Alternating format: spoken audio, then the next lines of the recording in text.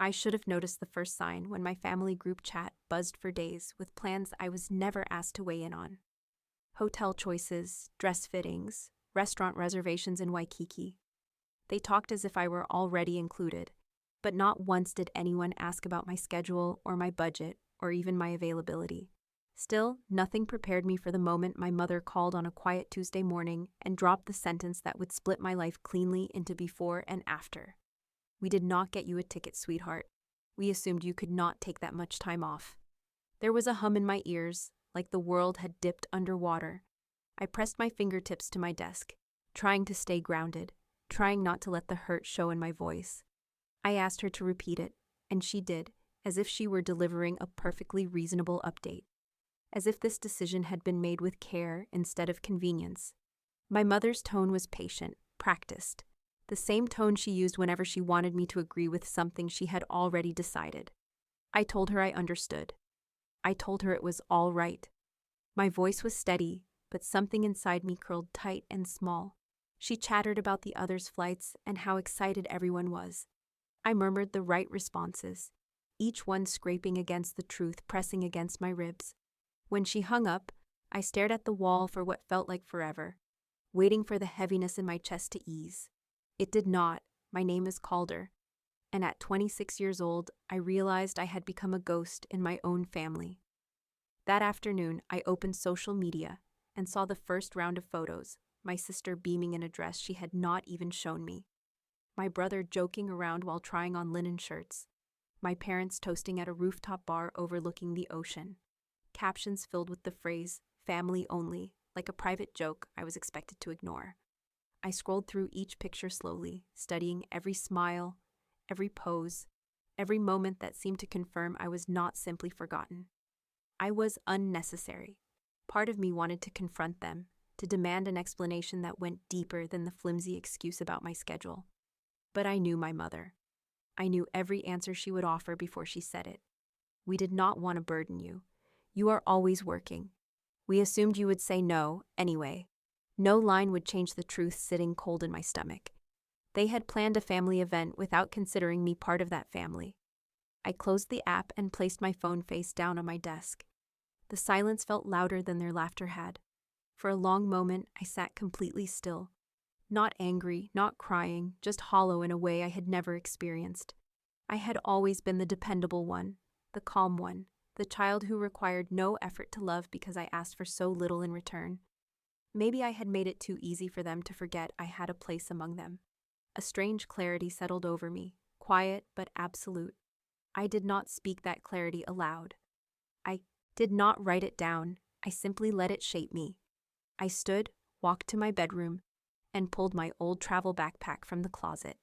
The zipper stuck for a second before it gave way, and I ran my hands over the worn fabric. I had not used it since college.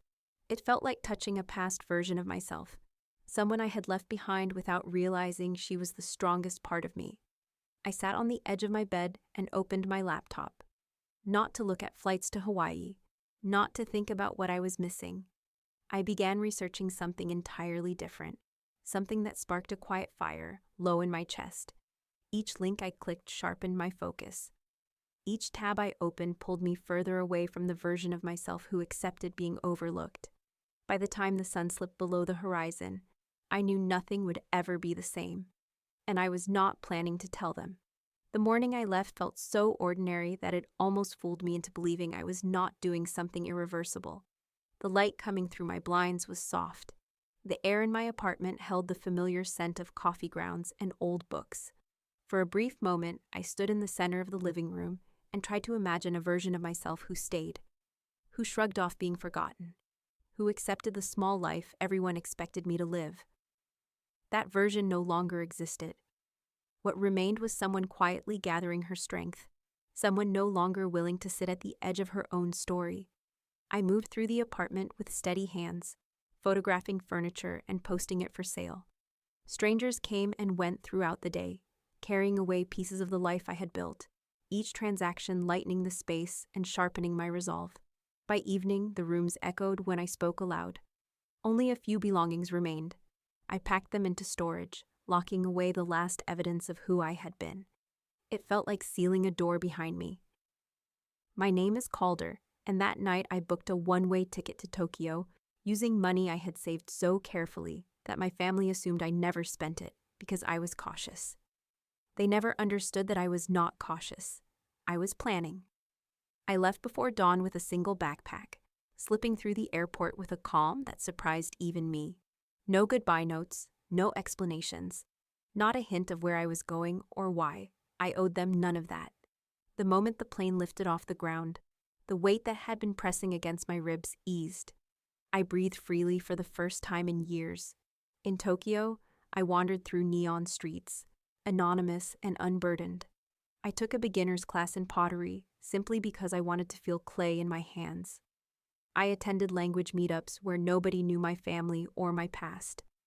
I moved through each day without the label of the reliable daughter, the quiet one, the background figure who existed to make things easier for others. I chose who I was in every conversation. From Japan, I traveled south to Vietnam, then Thailand, then Malaysia. Each country taught me something new, not in dramatic ways, but in small, steady shifts. I learned to negotiate prices in markets without apologizing. I learned to walk into unfamiliar neighborhoods without shrinking. I learned to make decisions quickly and trust myself without waiting for someone to approve the direction I chose. I took online classes in logistics and supply management, discovering I had a natural instinct for understanding how products, people, and processes moved across borders. It fascinated me, the way everything connected if you paid attention. While I grew sharper, my family grew frantic. When I checked my phone at sporadic intervals, I found dozens of messages piling up like debris from a storm. My mother's texts went from cheerful to confused to frightened. "Sweetheart, where are you?" Then, "Honey, please call." Then, "Calder, this is not funny." My sister left long voice messages layered with guilt and excuses, insisting she had no idea I had been excluded on purpose. My brother's tone shifted from irritation to fear as the months passed. I did not respond. The silence became its own message, one they could not ignore or reinterpret. I let their worry expand in the space where my presence used to be. I was not punishing them. I was choosing myself for the first time in my life. In Cambodia, I met a woman named Lian, who ran a small export business, and she saw something in me I had never recognized. She taught me how to assess product quality, how to identify honest suppliers, how to navigate cultural expectations with respect. I helped her organize shipments, my mind absorbing every step with hungry precision. I realized I was good at this. Very good. By the time a full year approached, I felt honed, clear, unshakable. I watched my family's panic swell and collapse in cycles, each desperate message revealing how little they had understood the quiet girl, who had once never asked for anything. I was gone, truly gone, and for the first time, the calm inside me felt entire. The shift happened slowly, almost quietly, as if my life were rearranging itself while I focused on learning how to breathe without permission. My first year away had been survival and discovery, but the second began with an unfamiliar sense of direction. I woke each morning with intention rather than escape. I could feel something sharpening inside me, something that had been waiting for years beneath layers of obedience and silence. I did not plan a complete reinvention. It unfolded in front of me, step by step, each experience opening a door to another. I spent several months in Hanoi working with Lian, and what started as occasional help evolved into something structured and real. She introduced me to people in her network, exporters and artisans and small manufacturers, who needed someone who could bridge cultures with clarity and respect. They trusted me quickly, not because I was loud or forceful, but because I listened with the kind of attention most people never offer. I found that I could understand the logic of supply chains the way some people understand music. Patterns emerged. Inefficiencies became obvious. Solutions formed naturally in my mind. Leon noticed before I did.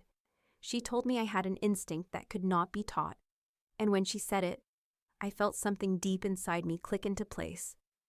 No one in my family had ever spoken about me that way. They always praised me for being patient, being helpful, being stable, not gifted, not exceptional, just steady, always steady. Opportunities started appearing like stepping stones. A small business in Chiang Mai asked me to review their shipping routes, and I reduced their delays by nearly half through simple adjustments.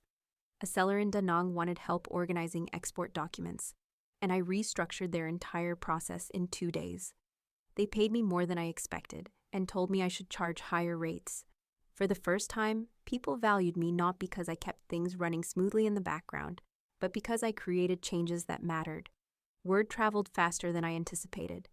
By the time I reached Singapore, I had a list of clients who described me as if I were some kind of expert they had been searching for. I was not used to hearing confidence reflected back at me from strangers. It felt like recognizing my own reflection for the first time after years of thinking I had no face at all. Every project reinforced a version of myself that had been buried beneath family expectations. I grew more deliberate, more decisive, more willing to trust my judgment without asking whether anyone else approved. Meanwhile, the messages from home became a strange backdrop to my growth. My mother's guilt shifted into frantic worry, then softened into quiet pleading. My sister tried to rewrite history with long explanations that felt like confessions, though I never responded. My brother oscillated between anger and fear, as if he could not decide whether to scold me or beg me. Their words grew heavier as I grew lighter. They wanted me back, but they were clinging to the daughter who no longer existed. Somewhere along the way, the work I was doing began brushing against companies far larger than the small operations I had started with. A European distributor reached out, then a mid-sized firm in the United States, both asking for consultations. My name was being repeated in circles far beyond the markets I had wandered into. I could feel a collision forming in the distance, a point where my new life would intersect with the world I had left behind. I did not rush toward it. I simply continued becoming the woman they would never have recognized. When I stepped off the plane, the air felt colder than I remembered, sharper somehow, as if the city itself were sensing the version of me that had returned. I had spent 2 years building a life that belonged only to me, and now I was walking back into the country I had once slipped out of without a sound. The difference was immediate. I was no longer arriving as the quiet daughter who could be left out of a wedding without consequence. I was arriving with an offer from a company that had ignored my resume for years, a company that now viewed me as the key to expanding their operations. Their competitors viewed me as a threat. It was a strange kind of vindication, quiet but powerful, one I carried with a calm that felt earned. The firm that hired me brought me into a spacious office overlooking the city I had once felt invisible in. The title they gave me still felt unreal, a role they said required someone with international instincts and first-hand experience. I listened to them describe my strengths, realizing as they spoke that they were naming skills my family had never seen in me.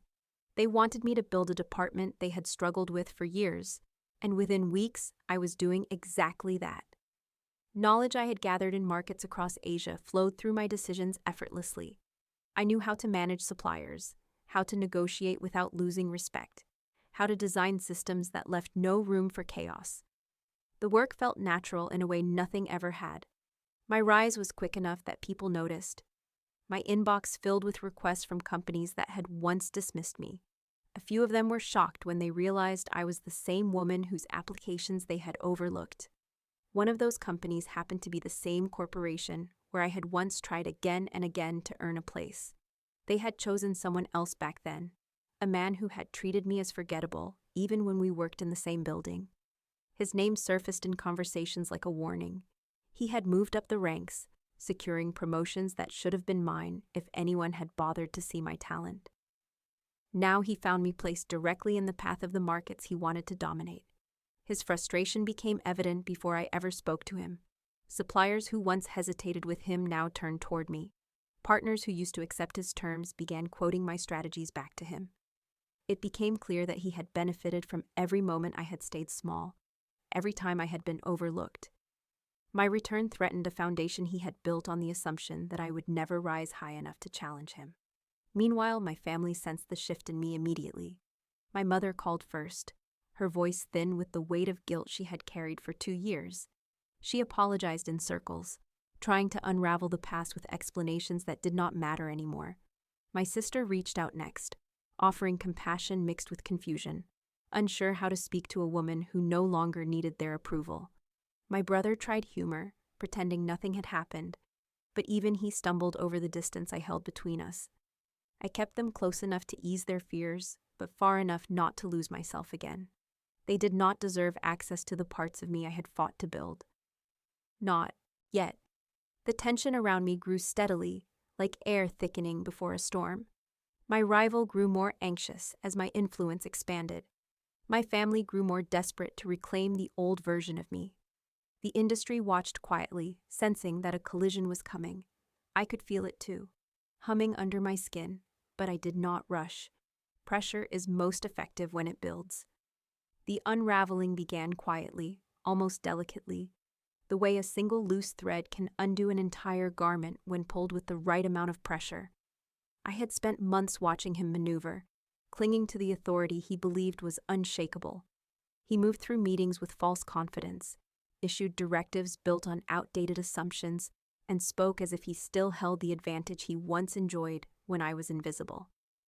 What he never understood was that the silence he had dismissed in me had become the sharpest tool I carried. I had learned how to listen, how to wait, and how to strike without raising my voice. The moment my company tasked me with conducting a full audit of our supply chain partnerships, I recognized the opportunity for what it was. I approached each supplier with the same steady respect that had built my reputation overseas. They trusted me easily, remembering how I had once helped them solve problems no one else had bothered to understand. They spoke openly, sharing details they had withheld from others, especially from him.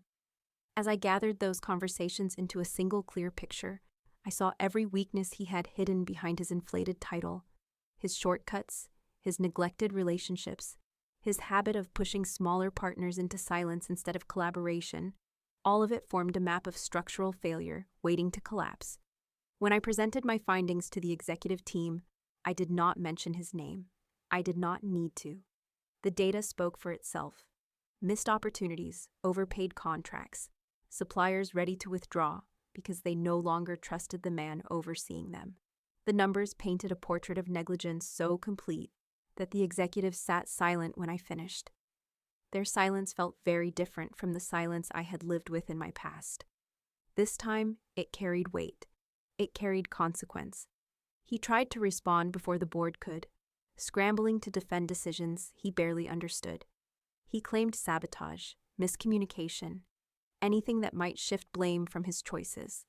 But every accusation he threw forward fell apart when examined against my evidence. I had traced every disruption back to him with precision, documenting each pattern with a clarity that left no room for interpretation. His words dissolved against the truth he had spent years avoiding. When the board voted to remove him, he looked at me as if seeing me for the first time, not as the quiet woman he once ignored, but as the force dismantling the empire he believed he had built. His expression held confusion, then disbelief, then the sharp sting of recognition. He finally understood who I had become. I did not smile. I did not speak. I simply stepped aside as security escorted him out of the building he had ruled like a careless monarch. His alliances crumbled within days.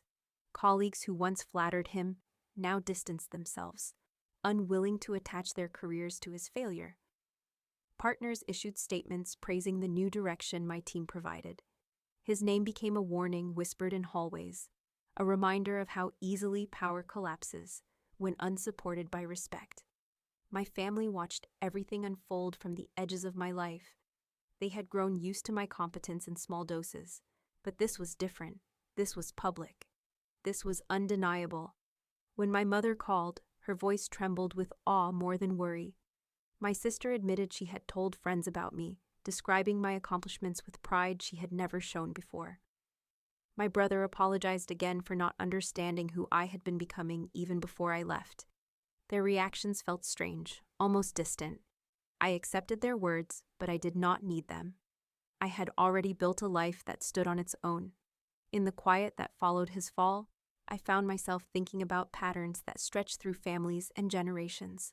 Betrayal often arrives dressed in normalcy, wrapped in small assumptions and careless omissions. Disappearance becomes a natural consequence, a way to reclaim what was lost. And then there is the return, not for revenge, but for transformation. A rising that happens because it must. Some people forget, some people vanish, some people come back as someone entirely new. I had become one of them.